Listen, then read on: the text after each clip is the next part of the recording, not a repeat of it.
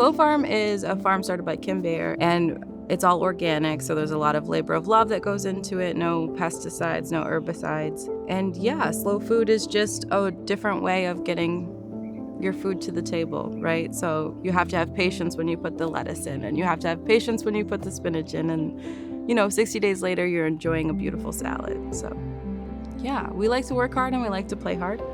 I think yesterday we planted 25 rows of winter squash by hand, and I logged on my phone that we got 5 miles in. So we work really hard in the hot sun, but we have a lot of fun while doing it. And so when I got here, it was just a whole paradigm shift. So I'm watching how hard we're working. I'm watching this food go from field to the market or to table in some instances when I buy it and take it home, and just realizing how much work goes behind one head of lettuce.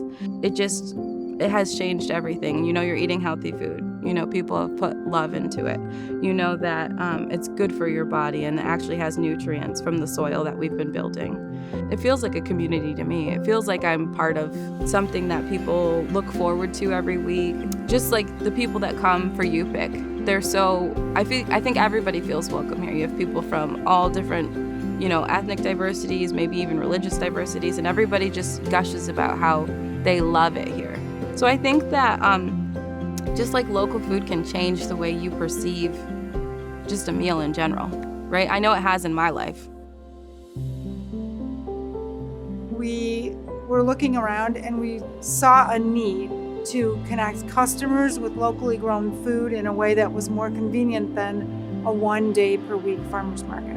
We actually took the chance and said, well, we could do it for a couple years, and if it doesn't work, we'll just go back to what we were doing. But it worked, and we're not going back to what we were doing. When we first started interviewing farmers with this idea that we had about this everyday farmers market, we would go to their farms and learn about their farming practices and meet their families. And as we got to know them and we saw how hard they worked, we were just determined to get this to work. And the issue is the consumer has been led to believe that food should be the very cheapest thing in their expenses. And when that happens, you lose the value of something because you think, okay, well, this is a cheap thing. It's not something I should convey value to. When you know the farmer who grew it, you convey some value to that product. What we would love to see is that all of the consumers, and an increasing number, would decide to come here or to a farmer's market or go directly to one of our farmers' spaces. Get what you can get for what you want to cook at a place where you know where it was grown, right from the farmer or a store like ours. And then take that home, share it with your family, use the things you learn from chefs who are teaching now all over the place, and make meals that create meaningful moments for you and your family and your friends. I often joke with people that I decided to become a chef because I like to eat. And there's an element of that that's true. I took some time off when my kids were very young and stayed home with them. So I developed a real taste for developing flavors, experimenting, researching with things. And so I went to culinary school and started this company because what it allowed me to do was be a chef during the day. I could bring them to school, and that's how I formed Last Bite Chef. So I then kind of parlayed my education passion and taught people in person. One-on-one, people asked for, a Friday night party where they wanted to, learn something, but also sit and enjoy a glass of wine. I did that a lot, and taught at other farmers markets when there's demos. COVID has allowed me to actually kind of forced me to put it all online when I had been doing it mostly in person. So when I get to teach someone how to walk into a market, buy something, or go to a farm stand and buy something and then use it in their own kitchen, I really feel like I've done the most epic service to them.